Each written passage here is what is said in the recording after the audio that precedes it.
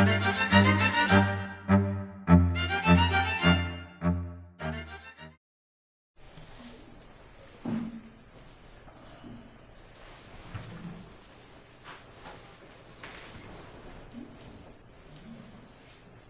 once again, Brother James, and good evening, brothers and sisters and young people. Well, we come to the fourth in this series of talks on Jacob's redemption, bringing again of the captivity of Jacob, and tonight we're going to have a look at where we stand in the scheme of things, and hopefully see just how close we are to the return of our Lord Jesus Christ and the beginning of the work of Elijah, and that period of 50 years which will ultimately see the kingdom of God established upon the earth. You know, brothers and sisters, we can tire at times from the repetitive arguments that are made about how close Christ is to coming. I am often reminded by people in my own ecclesia that in giving classes there in 1979, when my daughter was born, our first child, that I doubted that she would ever go to school. She has 4 children, all of whom are now at school. And so I'm reminded that perhaps I might have been a little premature in the expectation. Well, of course, we know that that is the way God has written the Scripture. He has written it so that every generation suspects that they might see the return of Christ. But one will. And we're going to see tonight that that is going to be us. I want to demonstrate that to you beyond, I believe, all dispute. And you're going to see tonight the evidence for that. Now, I'm not going to tell you tonight that Christ will come in 2011 or 12 or 13 or 14 or 15. But I'm going to put some evidence before you that you can make your own conclusions about it. I will not be speaking of days or hours or even years, but I will be speaking about what the Scripture eloquently sets forth about the demise of the system that we've been speaking about in our studies over the last few nights. And it is very, very clear when that system has to meet its utter end, when it has to be abolished. And it's because of that, and I'll come to that a little later, it's because of that that we are on the cusp of a time of trouble such as never was. And that's the subject matter, isn't it, of Daniel chapter 12 and verse 1. So let's have a look at this passage that is before us. This time of trouble. We might ask, when? When we read this verse carefully, we notice that in that first verse of Daniel 12 there are 2 identical phrases. It is the phrase, at that time. It's well worth highlighting. It says, and at that time. What time? We just need to step back into chapter 11 and work your way down from verse 40. We know that the first part of verse 40 of Daniel chapter 11 has been fulfilled and was fulfilled in 1917. Because it says there in chapter 11 verse 40, and at that time, at the time of the end, I should say, shall the king of the south push at him. And we know that the him of this passage is the power occupying Constantinople, whoever that might be. And of course, when the British, who were the occupants of Egypt, the king of the south at the time, pushed in the events of the First World War against the Turks, who were the possessors of the land of Palestine, as it was then known, and pushed the Turk out of it, a basis was laid upon which the nation of Israel could subsequently be formed, and was formed in 1948, in events that most of us are quite familiar with. So you see, as far as God was concerned, that was the time of the end. Now it's been a rather long time of the end, hasn't it? But we've got to look at these things from the divine perspective. He doesn't see things as we see them. We are finite creatures. A few days to us is a length of time. To him, 1,000 years is as one day. And so the events of 1917, when the British pushed the Turks out of Palestine, began what he calls the time of the end. And what flows on from that, of course, is the next stage, which is still yet future. when the king of the north, which requires that Russia take possession of the territory once controlled by those who were called kings of the north, that is the Seleucid territory, which consists of Iraq and Iran and Afghanistan and a portion of Pakistan today. When Russia has taken control of that area, and they will in the wake of the great economic crash that is looming upon our world, then they can fulfill the second half of verse 40 of Daniel 11 and plunge down upon the land of Israel, passing through Turkey, and with many ships come down into Egypt, down the coastal strip of the land of Israel. And that, of course, ultimately precipitates the events of Armageddon. Because when they return, as Daniel 11 says, back to Jerusalem, and are victorious in the land, and establish the tent of their power between the seas in my glorious holy mountain, says Yahweh, that is when they will be destroyed. Who will destroy them? Well, we know that, Christ and the saints. And so 10 years prior to Armageddon, he will have appeared to accomplish Daniel chapter 12, verses 1 to 3. And that's why that chapter starts with that phrase, and at that time. It's telling us the era in which these things will be fulfilled. Our time. Later on in the verse it says this, towards the end of verse 1, and at that time thy people shall be delivered, every one that shall be found written in the book. Many of them that sleep in the dust of the earth shall awake, some to everlasting life and some to shame and everlasting contempt. So we know the time that he's talking about here.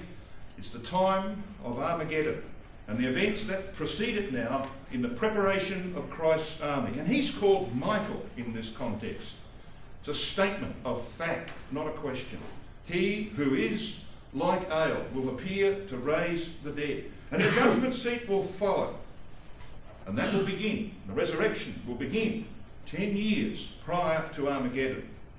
And that, my dear brothers and sisters, is when the time of trouble starts. Did you read that verse carefully? So let's read it again. Let's see what this verse is telling us. At that time shall Michael stand up, the great prince which standeth for the children of thy people, and there shall be a time of trouble such as never was since there was a nation, even to that same time. And at that time thy people shall be delivered by resurrection. Got it? The time of trouble starts at the resurrection of the dead. Now, I thought that I was one of those who was on an island and that I had seen this and nobody else had seen it before. And I mention this because it's very important for us to understand that a lot of things that are unknown to us were known to brethren who have gone before, which is why it's wise to read reliable Christadelphian writings. And so Brother Mansfield, in the Expositor on Daniel, makes this comment about Daniel 12 verse 1. Concerning this word trouble here. The Hebrew word, he says, for trouble is sarah. It indicates intense turmoil. That's the way it's used in Psalm 25 and verse 17. Comparable to the pain endured by a woman bearing her first child. Jeremiah 4 verse 31. And that's an experience that some will shortly face, bearing their first child. And they will know what this is about. He goes on to say, it describes the terror of a people who cowered in fear before a merciless, rapacious army, as we see in Jeremiah 6 verse 24. And it goes on to mention verses like Habakkuk 3:16, Zephaniah 1:15 and Zechariah 10 and verse 11. And the same word, and this is the point that I wanted to make, the same word appears in Jeremiah 30 verse 7 about the time of Jacob's trouble. And you'll recall every man having his hands upon his loins as though he was bringing forth a child. Remember that? Okay, so that's the nature of this word. It's about that kind of intense pain. But Brother Mansfield goes on to say this. Thus the Lord will return at a time of unparalleled chaos involving both Israel and the Gentiles. He quotes a series of passages. It will be an age of spiritual and moral gloom. We're in that now. With mankind in a state of gross darkness. Isaiah 60 verse 2. Gross darkness because all the light has been taken out. All Christadelphians have been removed. Nobody has the truth anymore. They're all at Sinai. They've been removed. And so the earth is in gross darkness. Well, there are plenty of churches, but it won't have any light. Goes on to say, the trouble will be so intense there will seem to be no way out, as the word perplexity in Luke 21:25 signifies, with men's hearts failing them for fear as they contemplate the catastrophe that faces them. And then finally he says this, the saints, however, have already been removed from this scene of chaos. For the time of trouble will erupt as the judgment seat is in progress. So you see, he saw it long before I saw it. He understood that very well. And when you look at that passage, there's no other way you can really, at the end of the day, come to any different conclusion. And that is very fitting, because when we are removed, brethren and sisters, God will have no reason to maintain peace and order in human society. And he can begin what's described in Isaiah 26 verse 20 as his indignation. Come, my people, hide yourselves for a moment until the indignation be overpassed. So where are the saints in that passage? Well, in the bridal chamber. They've been taken as the bride of Christ. And while he's rejoicing with them, the world outside is in utter chaos. And you're going to see tonight why it will be in utter chaos. There's going to be a cataclysmic collapse of the world's economy. And this is not my idea, as you're going to see. I'm going to stop talking a bit later on. That would be a good thing. I'm going to stop talking and show you some clips that have been downloaded from various American and Australian TV programs as to what is actually going on out there.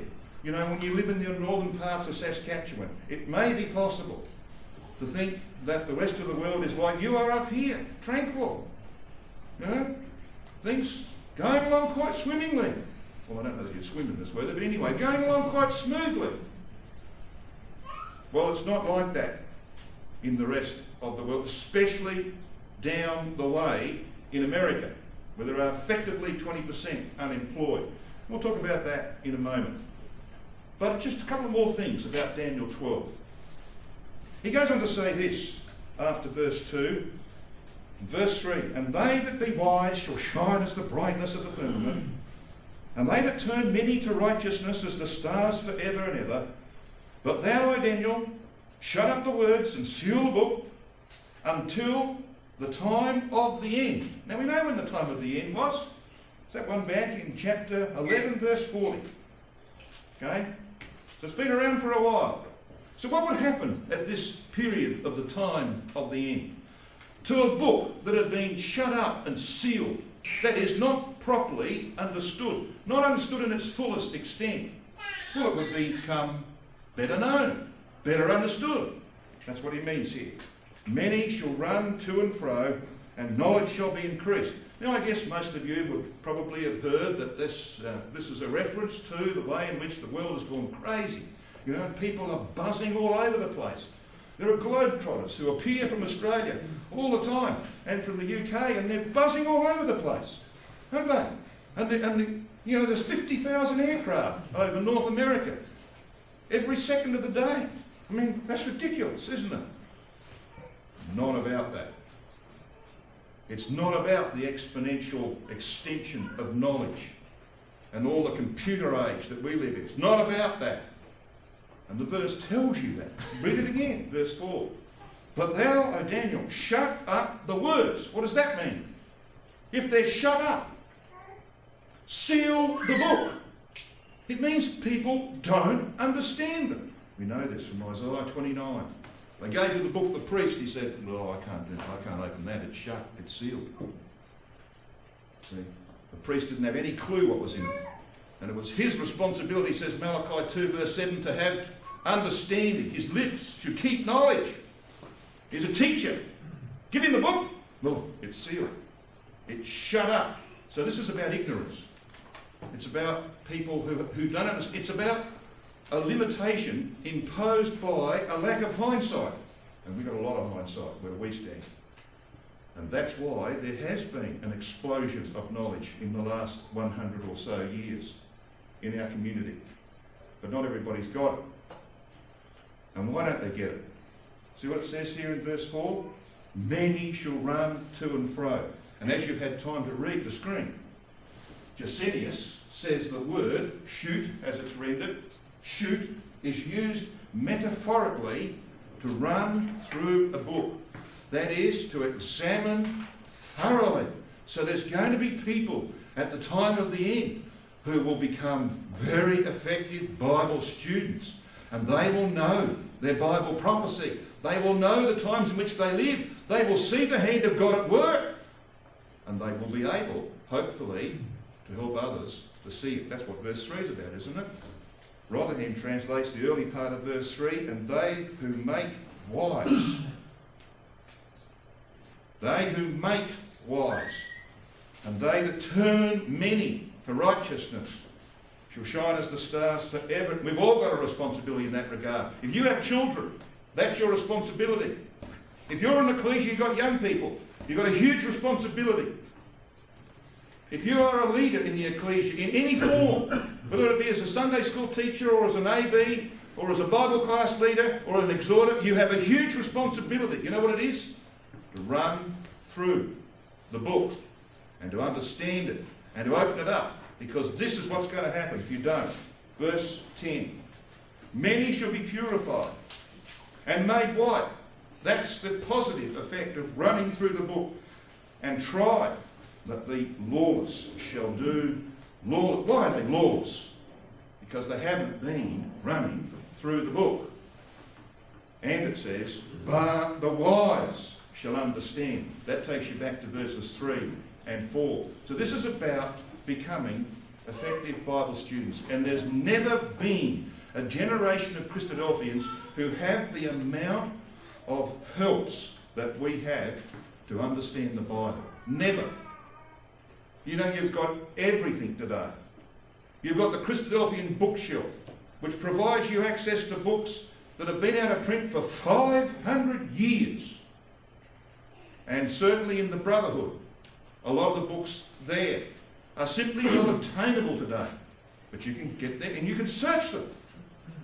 So we've got access to understanding the Bible in a way that people of previous generations have never had.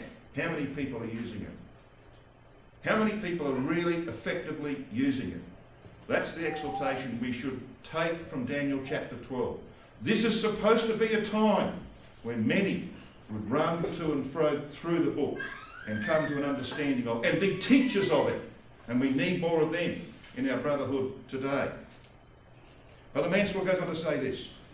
He makes mention of the fact that there would be an increase of knowledge in society generally and people would be buzzing about. But then he says this. It is nevertheless true also that the scriptures have been opened up to a greater extent than formerly. Printed expositions and commentaries abound. And the passage of history has verified most prophetic details. Yet there is a lack of true understanding. And we should take the exhortation from that. Now, having had that as an introduction in Daniel chapter 12, I want to now take you to the next step. We're going to talk about this theme. Now will I bring again the captivity of Jacob. I just want to alert you to verse 7 of Daniel 12 before I talk about Daniel 9:2. Daniel 12 verse 7, we read this. Daniel watches the two angels beside the bank of the river. And he heard the man clothed in linen. Now this is the man of chapter 10. The man of the one of Daniel chapter 10, of which Daniel is a part. So the glorified Christ is there in symbol. And he hears this. He raised his right hand and he swore by him that liveth forever. That's quoted in Revelation chapter 10, verses 5 to 7. Concerning the mighty rainbowed angel. Remember? He's enveloped with a cloud. So the multitudinous Christ is here. We know that. And then it says this, at the end of verse 7, and it shall be for a time, times and a half. And we're going to see that that refers to 1260 years. And we're going to see where that terminates. Because it terminates in the same place, in the same year, as the prophecy of Daniel chapter 7 and verse 8 that we're going to have a look at tonight. a little later in this talk. We're going to see that the demise of the papal system is in the same era as the redemption of Jacob. That when Elijah has finally got that people back to the borders of the land, they will have destroyed, in the course of their second exodus, the power of the papacy and the nations that support it. It's in exactly the same era that those two things occur. And we're going to put a year on that.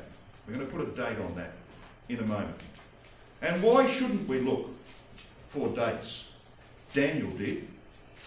And we read in Daniel chapter 9 verse 2 these words. In the first year of Darius' reign, he says, I, Daniel, by books, understood by books. What was he doing, do you think? He was running to and fro through the book, the only book that really matters. And he understood by books the number of the years whereof the word of Yahweh came to Jeremiah the prophet, that he would accomplish 70 years in the desolations of Jerusalem. Of course, he has in mind Jeremiah 29, which told the people who went into captivity that they would be there for 70 years. It also told them that a different period of 70 years would apply to their temple.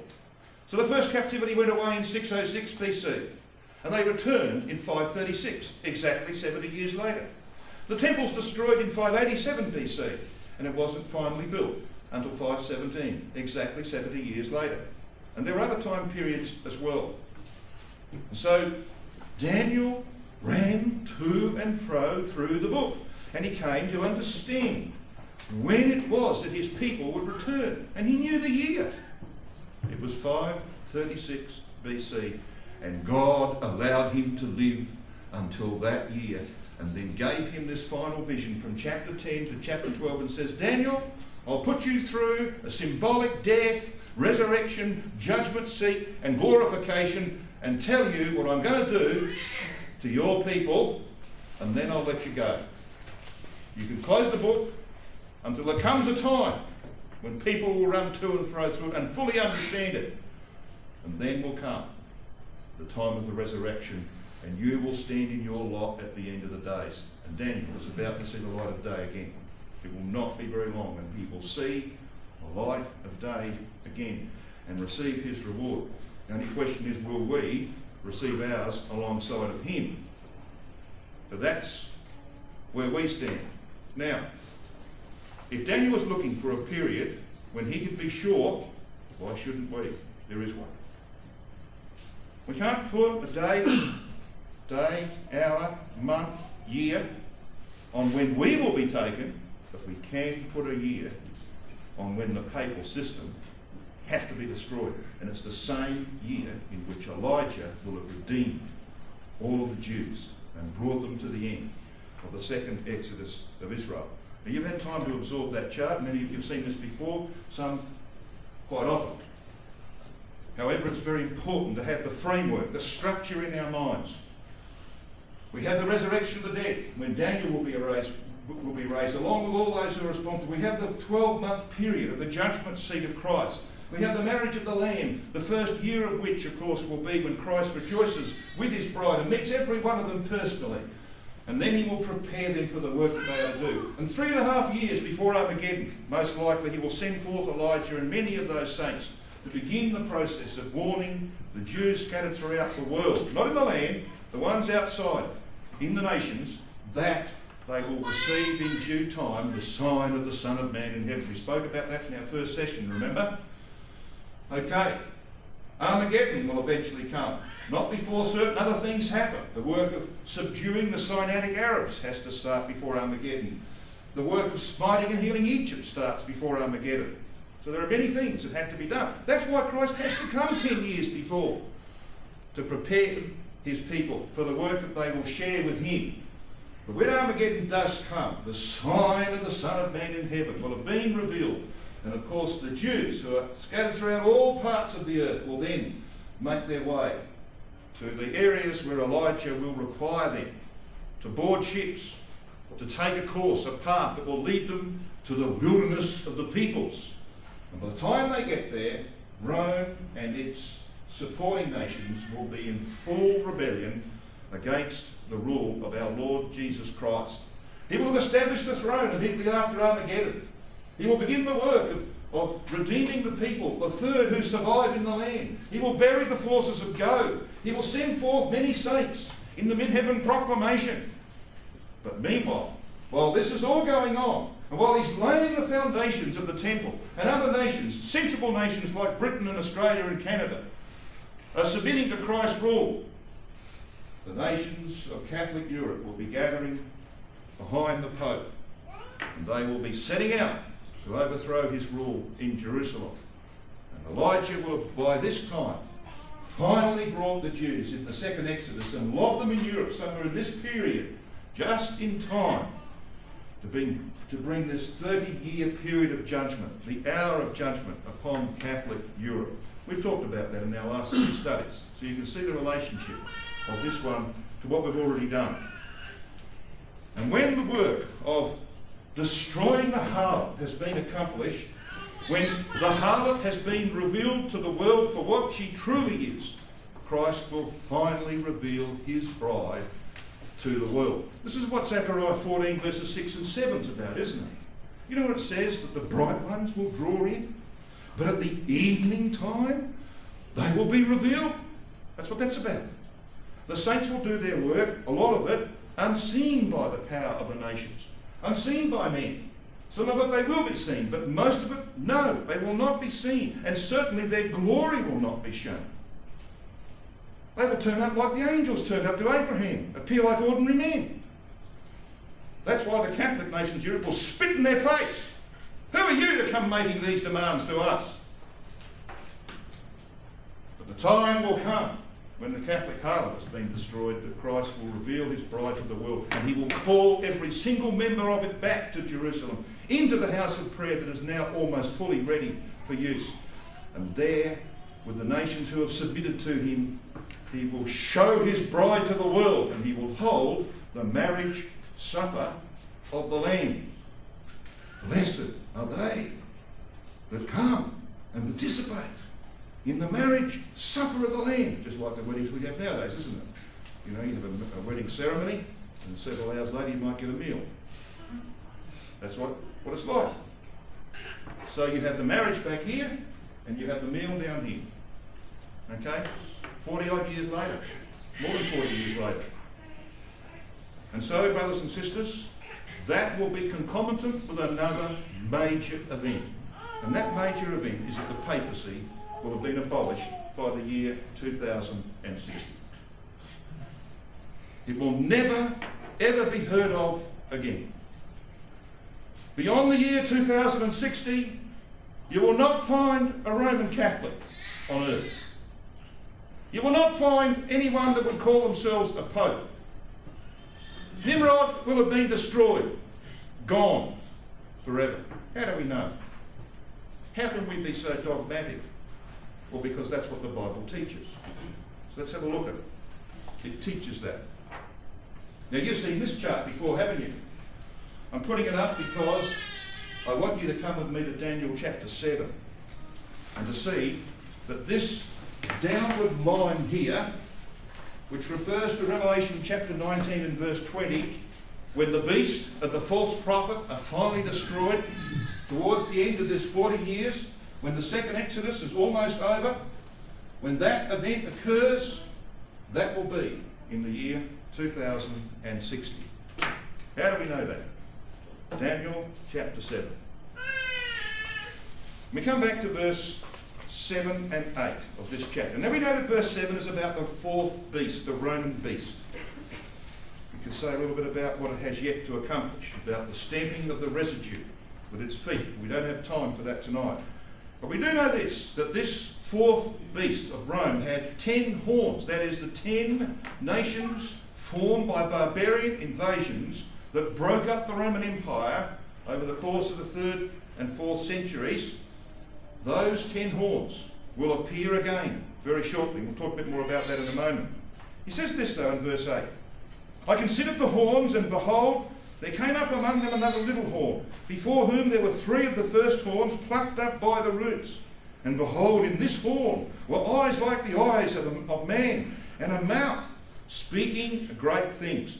When does this horn, which by the way speaks of the rise of the Holy Roman Empire in the West, when will this horn meet its demise? Well, we're told that in verse 25. It says in verse 25, and he shall speak great words against the Most High, that is with the mouth that was in the horn of verse 8. He shall wear out the saints of the Most High and think to change times and laws. So the mouth of this horn is the horn that issues encyclicals. You know, it's the mouth that speaks encyclicals, changing times and laws as the Catholic system has done down through the centuries. And they shall be given into his hand, that is, those who oppose him, the political witness, the religious witness. They're the saints referred to here, not just Christadelphians, but all of those who oppose this system. He will wear them out. For how long? Until the time and times and the dividing of time. We're going to talk about that, and we're going to find, of course, as you well know, that that's 1260 years. And we will see how significant that is in relation to the year 2060. Now, during this period of 40 years, the European nations will have rebuilt the Holy Roman Empire. And the Holy Roman Empire is the subject of Daniel chapter 7, verse 8 onwards. Whereas chapter 8 of Daniel deals with the power inhabiting Constantinople. You should always remember, this is for the younger people in our midst. If you want to do something useful, right above Daniel chapter 7, that this is about the West. Daniel 7 is about the Western Empire, and Daniel 8 is about the Eastern Empire. And there are two horns involved here. You've got a little horn here in chapter 7, verse 8, which is the Holy Roman Empire, which was established in the West. And in chapter 8, you have a little horn, the little horn of the goat. Now you can confuse these. They're totally different. The little horn of the goat at chapter 8 is the power inhabiting Constantinople. That's in the East. Okay? So when you come to this chapter, you're talking about what went on in the West of the Roman Empire. And it's about the Holy Roman Empire, which they are rebuilding in the West today. That's what you're going to see. So, brothers and sisters, was this prophecy ever understood? Well, yes, it was. It was understood by Sir Isaac Newton. He knew this date, 2060. And they found that when they found his private papers that he had very carefully hidden.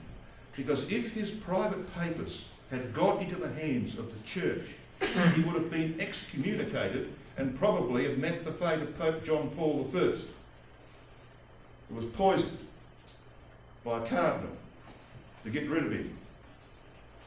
They would have hated him if they knew that he wrote in his private papers that the papal system would meet its demise by 2060. So who was Sir Isaac Newton? Well, he lived from 1642 to 1727. He was a noted mathematician and physicist, perhaps one of the foremost scientific intellects of all time. He wrote on religion extensively. He rejected the Trinity, which wouldn't have made him popular in the church. He saw it as unscriptural, and he predicted 2060 as the year of the demise of the papacy. And they found his private papers in recent times which indicated that fact. So you might ask, well, why didn't Brother Thomas talk about this in exposition of Daniel? Well, I don't think there's any doubt at all that Brother Thomas did in his time what we will do tonight. And when he came up with the obvious conclusion that the papacy would be destroyed in 2060, and he is writing the exposition of Daniel in 1854, he would have said, well, no, there's no way. There's just no way that it could be that far away. 200 plus years. No. Now, put that one aside. That's in the too hard basket. But what about when you're living in 2011? It's not in the too hard basket then, is it? So what about this prophecy? Let's have a look at what Daniel 7 verse 8 is saying. I considered the horns, and behold, there came up among them another little horn, before whom there were 3 of the first horns plucked up. So here is our 10, 3 have been replaced. 10 horns on the fourth Roman beast. Okay? These are the barbarian powers that were established by invading the Roman Empire. 3 of them were plucked up by the roots and replaced by this little horn with this gentleman with eyes and a mouth. It's the Holy Roman Empire speaking great things against the Most High. Now, how did this come about? Well, the papacy fell out with the Eastern emperors in Constantinople in the 7th century over all things idolatry. Because the Eastern emperors decided that idols had to be thrown away. And the Pope said, well, there's no way I'm getting rid of my idols. So they said to him, well, you can row your own canoe then. We're not going to support you anymore. We will not send our armies to protect you from the barbarians. Goodbye. And so the barbarians, particularly in northern Italy, and there were 3 Lombard nations formed in northern Italy, made life very difficult for the Pope for 40 or 50 years, until he got sick of it. He kept on appealing for help from the east. He said, jump in the lake. Not interested. So finally he had to go to the King of France, Pepin. And he called on him to come down and help him. In the early 750s AD, Pepin came down in several campaigns over several years. He finally defeated those 3 Lombard states. And in 758, he formally gave those 3 Lombard states to the Pope, who immediately produced a triple tiara crown. You've seen that in the Pope, haven't you? The triple tiara crown, you see it's got the 3 parts to it. That's because he'd been given these 3 states, 3 horns. Barbarian states in northern Italy had been plucked up by the roots and given to the Pope. They became his territory. He was now a political entity with power that he could rule over these. There were no longer 3 states, there were only 1. And it was to expand, and by 800 AD that had become the Holy Roman Empire. And the son of Pepin, Charles the Great, called Charlemagne, finally was crowned Emperor of the Holy Roman Empire in 800 AD by Pope Leo III in the Vatican. And you have someone here who's drawn a picture of that, see? Here's Pope Leo crowning Charlemagne. And that was on Christmas Day. They can choose their days pretty well, can't they? Christmas Day, 800 AD. Charlemagne was crowned Emperor. And that's when the Holy Roman Empire came into existence. That's when this horn we've been reading about in verse 8 finally came into its existence with eyes and a mouth. It's the Revelation 13 beast of the earth. You know that lamb-like creature, which means it's a religious power, with a lion-like mouth, which means it's savage. The 2 horns on its head, one is the emperor and one is the pope. That's the power of the Holy Roman Empire. It came into existence in 800 AD. And the nations of the world know that. And in fact, Europe is rebuilding it. This book here, The Principality and Power of Europe, Britain and the Emerging Holy Roman Empire, is about 15 years old. So they've been working on this for a long, long time. And the Bible says they would. They would rebuild the Holy Roman Empire, because this is the power that Christ destroys. The 4th beast is utterly destroyed. Have a look at Daniel chapter 7 verse 11. I beheld then because of the voice of the great words which the horn spake. Got it? The horn spake, which means that the Holy Roman Empire is going to exist and Christ will destroy it. It says this in verse 11. I beheld even till the beast was slain. This is the 4th beast of verse 7, the Roman power, which has to be restored in all its glory. And it says his body was destroyed and given to the burning flame. In other words, it's utterly abolished. So you've got the beast, the 4th beast of Daniel 7, the Roman Empire, with this little horn. It's in existence.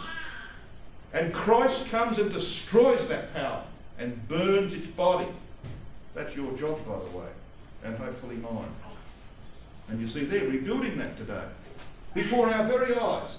You know, when the French minted their euro coin, They're not mugs, are they? They knew what they were doing. They put the visage of Charlemagne on the back of their coin. And they had two dates here. Over on the other side, which you can't see, was 800 AD. On this side is 814 when he died. Now, he'd been king for decades. He came after his father, Pepin, as king of France. They don't make any mention of that. They only make mention of the year 800. Because you see, what they're signalling is this fact, that what they are rebuilding is the Holy Roman Empire.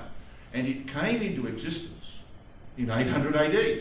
Who cares about the 770s or the 780s when Charlemagne went all over Europe, capturing and conquering? Who cares about that? They're only concerned about 800. And so's God. That's all he's concerned about in Daniel chapter 7. So let's have a look, a little bit of a closer look at this section in verses 23 to 26. Because you don't have to really argue about this, because you're given the interpretation. It's simple. You just read it. We're not going to read verse 23 because we've talked about that story. Or verse 24, the 10 horns, 3 of whom are plucked up. We know what that means. In verse 25 we've read. Just come to the end of verse 25 again. And they shall be given into his hand. That is, he will wear out the opposition until a time and times and the dividing of time. But the judgment shall sit, and they shall take away his dominion, to consume and to destroy it unto the end. So there is an end. It's the terminus of this period of the times and dividing of time. And this is taking us back to the earlier verses of Daniel chapter 7. So who does this work? Verse 27. And the kingdom and dominion and the greatness of the kingdom under the whole heaven shall be given to the people of the saints of the Most High, whose kingdom is an everlasting kingdom, and all dominion shall serve and obey him. The people of the saints of the Most High here is clearly, if you consider the context carefully, it's clearly those who will rule in the kingdom. It's the saints who will rule alongside of the Lord Jesus Christ for 1,000 years. They're the ones who take possession of the kingdom. Israel will be the first dominion, to be sure. They will be redeemed, to be sure. But long before the bulk of Israel get back into that land and take their possession, the saints will have been ruling with Christ, and they will finish off the opposition. The opposition being the Catholic nations of Europe who have risen up against him. So what about this times, and the dividing of time? It's nice to be talking to an audience that has had experience of these things, because it's not going to be new to you. It is, of course, a period of 1,260 days, and we spoke about that last evening. Very significant, isn't it? Very significant. This period should keep popping up in Bible prophecy. But it's not by accident. Now, a Jewish year has 360 days in it. That's why the Jews, of course, have to have a 13th month every 7 or so years to catch up with the rest of us. All right? Because we've got 365 and sometimes a bit more. Well, thereabouts. So 360 days. If that's a time, there it is, the time 360. Times means 2 of them, 720. And a dividing of time means a half, that is 180. You add that up, you get 1,260 days, and using, of course, as God frequently does, the principle of a day for a year, we have a period of 1,260 years. So does this work in history? Yes, it does. When Constantine defeated Maxentius, as we spoke about the other day, in Revelation chapter 11, when he came to power with the support and assistance of the apostate church, you add 1,260 years to AD 312, you come to 1572. And in August of that year was the massacre of St. Bartholomew's Day, when the witnesses were put to death in France. You come to the period of 529 to 533 AD, a very important era in relation to the development of papal power. Justinian, the Eastern Emperor, sitting in Constantinople, wrote many decrees. He called them the decretals. And there were many of them. That's why it took him several years to lay them out. And those decrees gave the Bishop of Rome headship of the church, effectively political power in the West. So you add your 1,260 years. to 529 and 533. And you come to 1789 and 1793. The French Revolution began in 1789. It was at its height in 1793. And it saw the loss of papal control of the eldest son of the church, that is France. And effectively throughout Europe, the Pope had his hands cut off. So the decrees that Justinian issued to him to give him political power in the West came to an end 1260 years later. Another very important date in the history of the development of papal power is 608 to 610, when a grubby little centurion came to power on the throne in Constantinople. He shouldn't have been there. He should not have been there, but God put him there.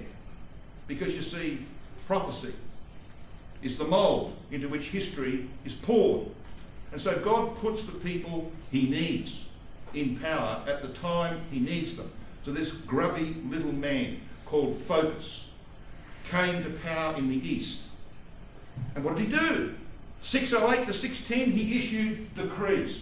Unbelievable decrees.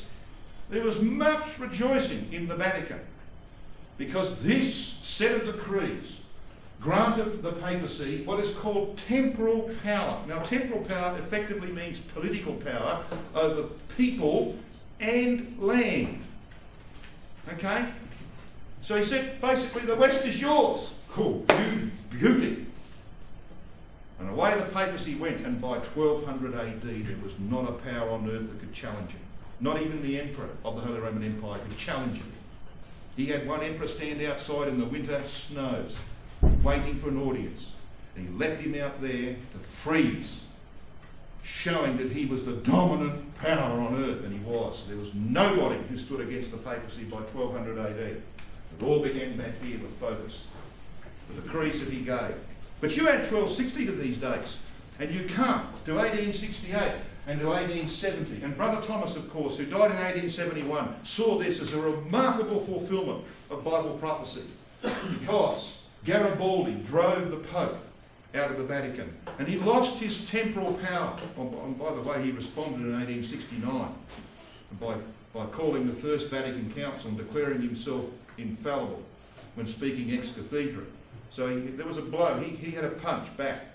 But he was effectively put out of business. He lost his temporal power for some time. So you see, it works. And in fact, if you have a look at any major development in the rise and development of papal power in history, guess what? Add 1260 to it. And every single time it's reversed. Every one. Accident? No.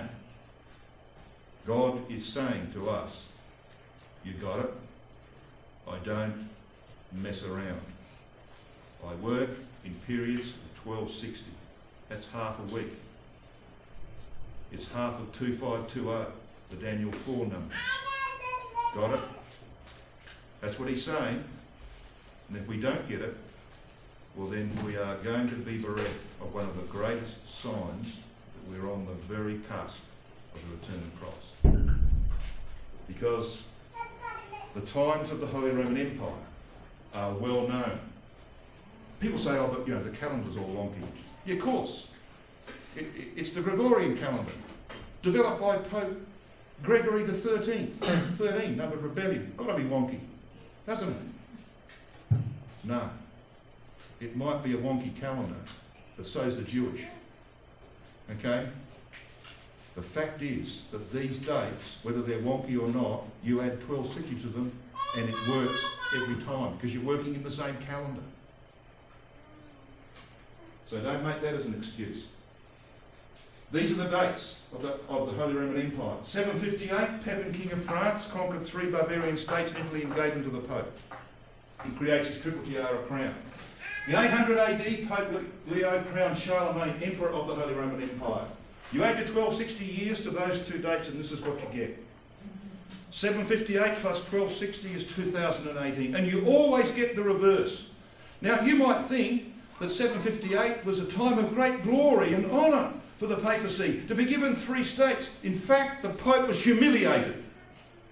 He had to call upon a European emperor to come and save him from barbarians. And while he was very thankful to be relieved and to be given the 3 states, it was a humiliation for him. Reverse it in 1260 years. And shortly, when the big bus comes, the European nations will look to the Pope to save them from their embarrassment. And that'll happen by 2018, at the very latest. 800 AD is the date of the formation of the HRE.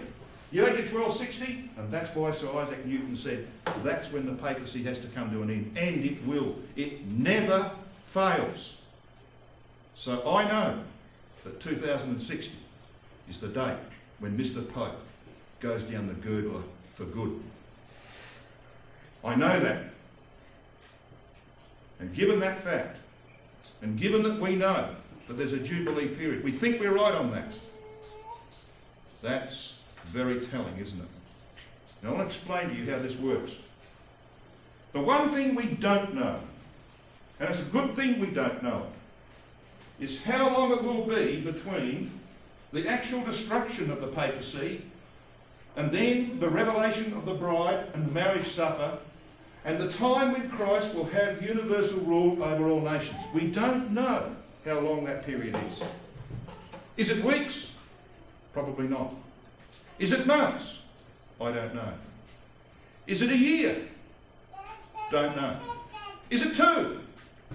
And so on. But I don't think it can be all that long. And what it turns out to be, that's what it will be. But if you take 50 years of 2060, you get 2010. If you add on to 2060, whatever that period is between the destruction of the papal system and Christ finally declaring that he's in total control of the earth and every knee on earth bows to him, you add that period on, then that's got to be added on to 2010. If that happens to be 1 year, well, it'll be 2011. If it happens to be 2 years, it'll be 2012. If it happens to be 3 years, you got it. So I'm not telling you what year Christ is going to come. And don't let me hear that be said, because I'll be writing to you. But what I am telling you is that we ain't got long. And that's pretty obvious to any intelligent mind. We haven't got long. Because that system has to go by 2060. So if 2060 is a terminus date, less than a Jubilee away, how far can we be from this time of trouble? Or not far, as we're going to see. And if our removal is the signal for very hard times to fall upon our earth, what will it be like before we are taken? I want you to come to Luke 17. Now, many of you have heard me talk about this before. Some may not have. It's important that we know what the Lord is saying here so that we can interpret the signs around us. Luke 17, in this context, from verses 20 to 37, we know, brothers and sisters, is the Lord's warning to us. Whatever application it had to AD 70, it did have an application to AD 70, its primary application is to us. You know why? Because the days of AD 66 to 70 were not times of prosperity. In fact, before Jerusalem fell, people were eating dead bodies. And nobody's going to tell me that that's a time of prosperity.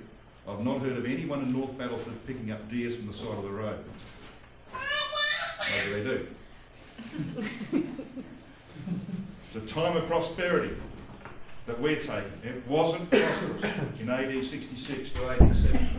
Now, most of you, I guess, have heard that in this context, from verse 20 to 37, you have the term day or days used 10 times. It's there 5 times in the plural and 5 times in the singular. And it's there for a reason. The plural days refers to days of opportunity. That's why it says in verse 26, "And as it was in the days of Noah, so shall it be also in the days of the Son of Man. God gave them 120 years in the days of Noah. They were days of opportunity. You either helped Noah build the ark and got in it, or you perished. You just enjoyed the prosperity and you perished because it came to an end. Days of opportunity. Could be time of grace if you use it wisely. But there comes a day, and that word also occurs singular 5 times, because for many, or at least for some, that also will be a day of grace. For others it will be a disaster, like Lot's wife. So we need to take the exhortation from this. These are days of opportunity, the days of Noah, and the days of Lot, and the days of the Son of Man, and we're effectively in the days of the Son of Man now, because he's about to appear to bring divine judgments. So what's it going to be like in these last days? Why does he choose the days of Noah and the days of Lot? Why doesn't he choose the time of the end of Judah under Zedekiah? Well, there was famine. There wasn't prosperity. The only 2 periods that he could have drawn upon, if he wanted to talk about times of prosperity, were the times of Noah and the times of Lot. And that's why he does it. Because he wants us to know, brethren and sisters, that we will be taken in times of prosperity. I know people say, but what about our African brethren? Been to Africa? Have you? There's McDonald's on every corner. You've been to Australia? I've been to North America. And I know what it was like when I was a 10-year-old. And I'm telling you, we're living in times of prosperity. Some of you haven't got a job, maybe. Certainly in America, when I talk to people, they say, oh, I haven't got a job. I noticed you went to a restaurant the other night. You find a way. And whether we are personally suffering or not, generally speaking, taken as a whole, we are in times of unbelievable prosperity. But they're not going to last. Because they didn't last in the days of Noah and of Lot. So what was the problem in the days of Lot? Fullness of bread, abundance of idleness. They were hoarding. Of course, fullness of bread, prosperity, invariably breeds immorality. And it did. So what do they do? Now there are 9 phrases used here in Luke 17, 27 to 28 about their activities. The verbs are in the plural number and the imperfect tense, the active voice, as you would expect. The imperfect tense describes an action which has begun, is in progress, but is not yet completed. So if you want a literal translation, it would be this. They were eating, but they were interrupted. All of a sudden, and you get to the end. They've begun, but it was cut off in its prime.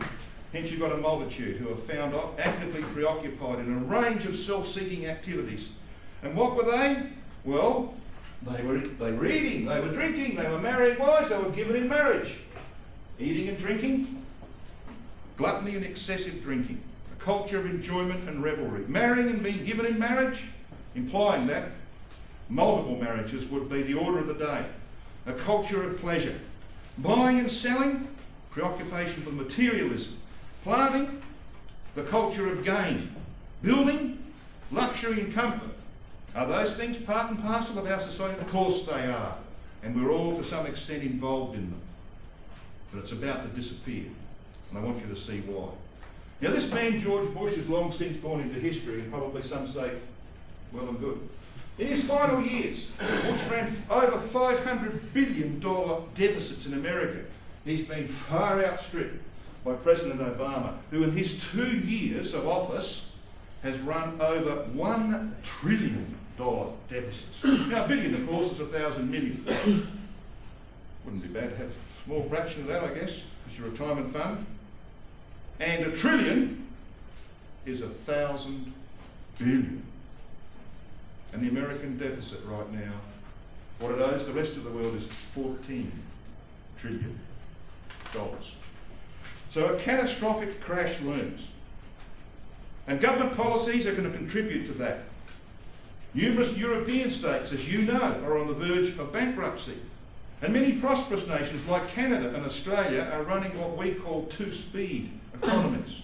You know, parts of the economy are going okay. Mining industry in Australia, building, no, not so good. It's like that in Canada, isn't it? You've got plenty of oil in this area, or at least to your west. So you get prosperity.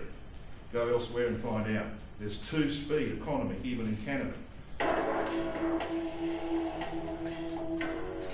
Gold prices have increased from $925 per ounce to over $1,150 per ounce, while silver has increased from $14 per ounce to over $18 per ounce. The rise in the price of gold and silver is a result of the major monetary inflation being created by the Federal Reserve, which has held interest rates at 0% for almost a full year. Under the false pretenses of trying to get our phony economy to recover, the Federal Reserve is giving trillions of dollars away for free to bankers on Wall Street at the expense of the American middle class, who will soon see the purchasing power of their savings disappear. The false strength of our phony economy has become dependent on easy money and cheap credit from the Federal Reserve. The longer the Federal Reserve waits to raise interest rates, the greater the chances that our economy will overdose on excess liquidity. It's sort of like trying to get somebody off drugs. You know, what you're talking about, you don't want the withdrawal symptoms, and I admit there will be withdrawal symptoms. But keeping them on the drug, which is easy money, easy spending, and huge deficits and all that, that'll kill the patient. And the patient, for me, is the dollar. And we're going to be on the verge of killing the patient. And when you see gold up at $1,100 an ounce, that's a little bit of a warning sign. If we keep interest rates artificially low, we're going to destroy the currency. We're going to be talking about, gold not just going up, to $25 in a day, but $50, $100 in a day, $1,000 in a day. So what next for the dollar? We're going to see in a moment. I'm just going to give you some brief clips like that so you get a bit of a feel for what I'm going to do. Because I don't want to stand here and tell you that the crash is coming. I want these guys to do that. They're not Bible students. They're observers of what's happening. And that Peter Schiff you just heard there, he has predicted every crash since 1987 in the year and the month that it occurred. So he's no donkey when it comes to economic forecasting. That's why he owns no property in America. That's why he rents. That's why all of his money is not in American banks. It's in Scandinavian banks. That's why most of these holdings are in gold. He's no donkey. He knows what's going to happen. And you'll hear, not only him, you'll hear many others. Now, we've seen this before, haven't we? Timeline of depressions. We've got history to look back on. 1929, October, stock market crash. 1930, depression. 25%, 30% unemployment in the US and around the world. Took them 10 years to dig themselves out of that deep hole, and then only by a war, World War II, some of which will be remembered by some in this audience. It wasn't a very nice experience. 60 million people perishing, including 10% of them Jews. Well, what about our times? I'm not going to put a figure on it. I'm not going to say it's 2011, 12, I don't know. I know oil prices will hit by 2012 because they're saying it will. But when it does, we have to be removed, because there's absolutely no way, brothers and sisters, that we could ever go back through a cycle of prosperity again. There's no way we can dig ourselves out of that hole, and it'll be the deepest hole ever in history, get back to prosperity. You know why? Because there won't be any oil, and it's oil that's produced the prosperity of the last 60 or 70 years. And without that, there is no prosperity. And so, this is the last cycle. And we have to go while it's still prosperous, while people have still got bags of money, buying and selling and building and planting and marrying and giving in marriage. Can't do that in depressions. They didn't do that back here. Okay? And you have to have a war to get out of it. You reckon we have another world war? It's not Armageddon? Come on.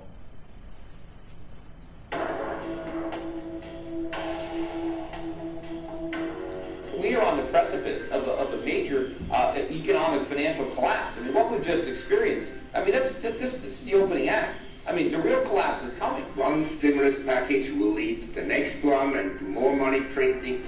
And so in 5 to 10 years' time, the real crisis will break out when the whole system collapses. That will be the end. Eventually, this dollar's going to quit working, and then everybody's going to know what poverty is all about. Our politicians need to understand why. Why the country is in this shape? It's because of them. It's because of the Federal Reserve and their policies, their regulations that have distorted the free market and that have created this mess. And that if they don't stop doing what they're doing, there's going to be no turning back.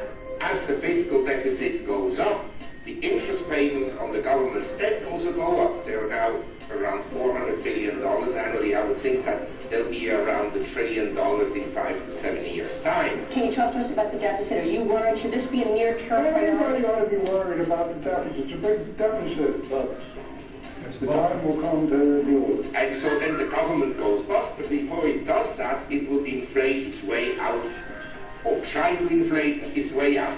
And that won't work. So the next step will be to go to war. And the whole thing will collapse. What comes next? War. I mean, history shows it, and they know the patterns being followed. Now, Brother Thomas once wrote, "Whom God wishes to destroy, he first infatuates." That means he turns them mad. And the world's acting like they're mad. Even the people that put in positions of great responsibility, they're mad, the things that they're doing. And the US particularly is quite bewitched by its own historical power and its sense of invincibility. A household or a business run on the same policies would now be bankrupt. That's the next step, bankruptcy. The U.S. national debt just surpassed $12 trillion, and the U.S. government itself is estimating a $9 trillion budget deficit over the next 10 years. If the U.S. government was a publicly traded company, it would be bankrupt, and its stock price would be zero. It's only a matter of time before the decline in the U.S. dollar we are seeing today becomes a rout, and the dollar returns to its intrinsic value of zero. From what I read and from what I see, there's no intention whatsoever of U.S. policymakers to do anything to stabilize the dollar. They'll continue to print money, and I think long term, my end value for the dollar is zero. While they see it as a remote possibility, their big concern for the moment is the potential for a disorderly decline in the dollar, which they describe as a momentum-led sell-off where the market would become untethered from fundamentals. In that event, officials say they have contingency plans of what they would say and do. The Federal Reserve is nothing more than a counterfeiting operation. Since the creation of the Federal Reserve in 1913, 95 cents of every dollar saved by Americans has been stolen. Some might consider the Federal Reserve to be unconstitutional and this dilution of savings to be a crime. Yet there is still no widespread outrage about it. This is not new. This is historic. The king in the old days always had control of the money. They did it in different ways. They clipped coins, diluted the metals, printed money. Today, it's really sophisticated. It's done secretly with a computer, and that's why it's made it so much more dangerous than ever before. So who got the money? To financial institutions in Europe and other countries. Which ones? I don't know. $500 billion, and you don't know who got the money? The loans go to the central banks, and they then put them out to their institutions to try to bring down short-term interest rates in the markets around the world. Well, look at the next page. The very next page has the U.S. dollar nominal exchange rate, which shows a 20% increase in U.S. dollar nominal exchange rate at exactly the same time that you were handing out $500 billion to foreigners. Do you think that's a coincidence? Yes. Blackie is not doing a good job. He's doing a horrific job. He's doing, about as bad a job as you could do. I mean, maybe it's possible there's somebody who could do a worse job. I mean, I don't know for sure, but there might be. Federal Reserve Chairman Ben Bernanke recently said that the U.S. should cut down on its budget deficit in order to reduce global imbalances. This is hypocritical, as it's Bernanke who is allowing the U.S. to have such huge budget deficits by monetizing our government spending. Bernanke is the only person with the power to put a stop to this madness. But in his campaign to get reappointed, he most likely promised everyone in Washington that he would continue monetizing their spending into the future. Wasn't it? God puts the right people in power. But you notice China comes into the picture, and China is bankrupting America, if not the rest of the world, because of places, things like Walmart. They sell Chinese goods. They're not manufactured in North America, are they? That's just one example. And the world economy depends on the Chinese economy for its prosperity. The US certainly depends on China to prop up its national debt. The Chinese government has for many years been buying up US Treasury bonds. They've slowed that markedly. They don't want any more US Treasury bonds because they don't think they'll get repaid. That's the linchpin to sustaining the financing of US debt. In response, the US is now doing what they call quantitative easing. It means printing money. Just printing money. That lasts about 18 months and then you get 30,000% inflation as a result.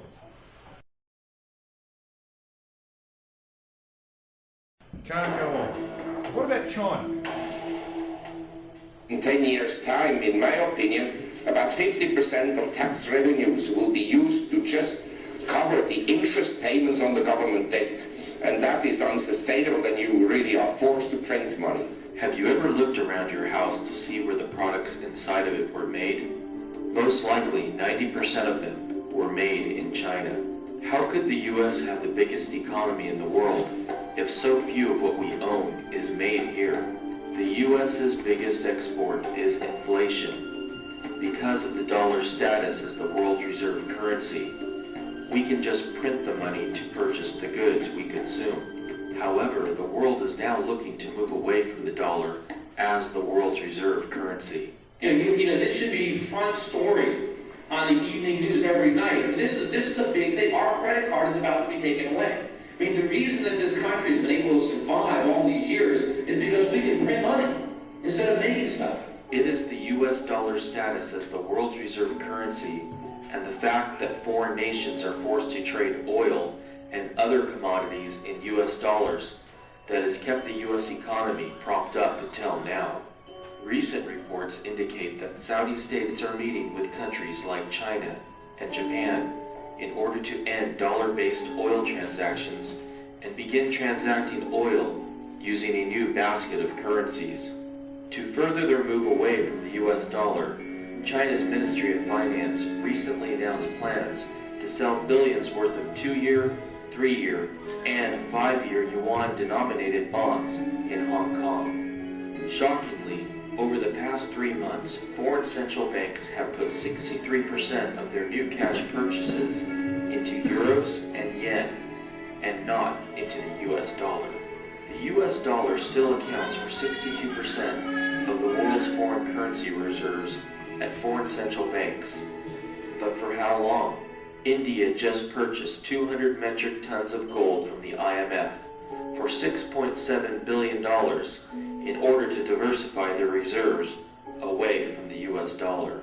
How low will the US dollar fall, and how high will gold rise when more central banks diversify out of dollars and into gold?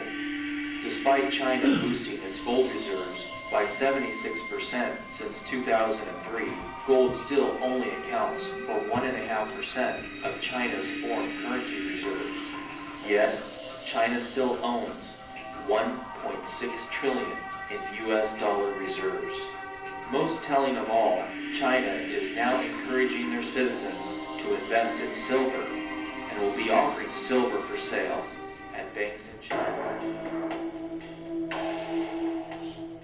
Getting a bit of a feel for what's happening. Everything seems prosperous, doesn't it? Life goes on. All things continue as they were from the beginning, said Peter. But some people would say. Some might even say, where is the promise of his coming? Well, the proof that he's about to appear is that rampant prosperity is on the brink of total collapse. They were buying and selling and building and planting until the day. We'll go right up to the end. But it's phony prosperity. While the US saw positive GDP growth last quarter, and Bernanke called the recession very likely over, consumer spending now accounts for 71% of our GDP compared to the long-term average of 65%. This means our economy is actually weakening underneath the surface. In order for our economy to truly recover, we need to switch from being a nation of consumers to a nation of producers. But in order for the U.S. to once again begin producing goods to export to the rest of the world, We need Americans to increase savings. In late 2008, early 2009, after the U.S. financial markets collapsed, the first instinct of Americans was to start saving. While initially the American savings rate tripled to a high in May of 6.2%, after the government's artificial stimulus took effect, the savings rate plummeted in half back down to 3%. The free market was trying desperately to get our economy headed in the right direction, but the government destroyed any progress that was made. 42% of the phony GDP growth we saw last quarter came from the government's destructive cash for clunkers program. And so here's a car that people own, that they were driving without any payments. They didn't have any car loans on these clunkers. They owned them. Let's destroy that. Let's give you $4,500 to pour acid on the engine so it'll never work. And then we'll pay money to scrap it and all that. Who knows what it costs to actually get rid of each of these working cars. And let's encourage you to go buy a brand new car that you can't afford. And you're going to go into debt to do it. So now, every month, you have to make a car payment that you didn't have before. This is great. This is really how to get out of a recession, right? It's like we got shot in the arm, and so the solution is, well, let's shoot ourselves in the foot, too. Cash for clunkers was a Chinese program. Because they would not take our U.S. dollars for their exports. We have to send them a bunch of metal and steel for them to give any type of credit to the U.S. A lot of people don't realize that. That was the brainchild of the Chinese embassy, not the U.S.